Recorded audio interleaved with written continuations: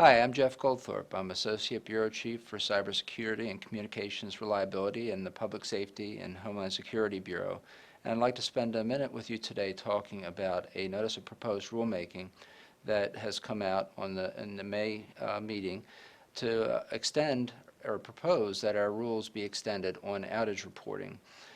First of all, a word about how we deal with communications reliability today and also 911 reliability today at the FCC.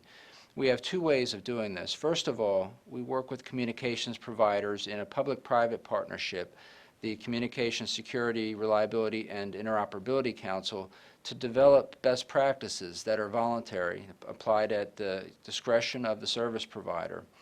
On the other hand, we have had over the years a set of rules that require communications providers to report to us when they have outages that exceed thresholds of various types, and usually large thresholds. The outages that we get tend to apply to wireline, wireless carrier, satellite providers, and signaling system providers, and also 911 network providers. We use this data, and we have used it over the years to work with communications providers in a collaborative way to improve communications reliability. We have engineers and statisticians on board to analyze the data and look for trends in the data that are significant.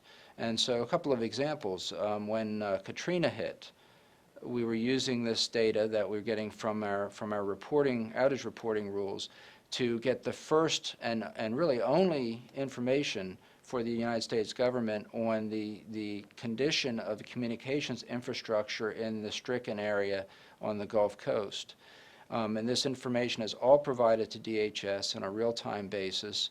It was very important for getting a grip on what was happening in that area and in the days that followed.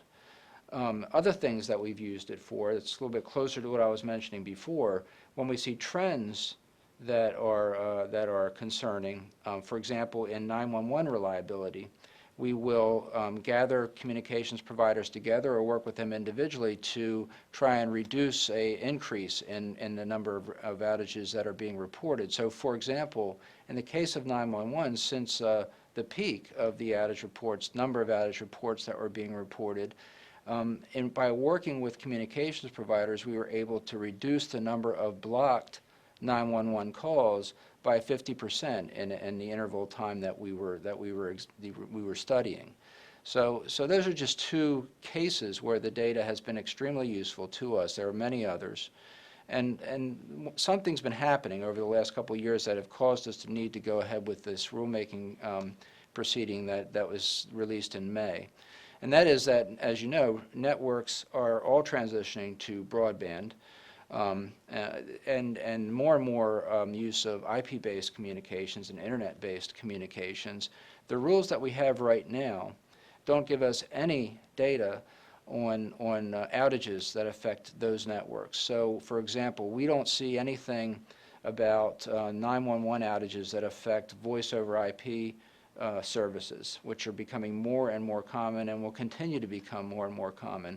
All of that is invisible to us right now. We can't work with providers of those services to improve reliability over time, and that's a problem, we think. We also can't work with providers of critical infrastructure services to bring the number of outages down, and we see that as an issue. We don't have visibility about the effects on communications when a disaster happens, and as we have had in the past with legacy communication systems. So this is something that we believe this extension to the rules will correct. The extension in many ways looks a lot like the rules or the proposed rules that we had 4 or 5 years ago when we first introduced these rules, where we are proposing a set of metrics and thresholds that we think are relevant to the changes in technologies that have happened. In some ways, they look similar to what we already have. We have proposed thresholds for services that directly affect end users that come as close as we can to the thresholds that were proposed before, just for consistency. But we have other thresholds that are proposed that are more closely aligned with how the technology works today. One of the things we are trying very hard to do with this proceeding, we do not want to be asking for information that's a lot different from what is already produced by communications providers today. We're not trying to create extra work, and we'd like to harmonize our metrics and thresholds to the extent possible with what is already out there. So we believe this is an important step. We think it's necessary for us to get information that is required for us to have the situational awareness that is expected of us, and also for us to work with communications providers to make things better over time and improve and continue to improve communications reliability and resiliency. So I thank you for your time today, and have a great day.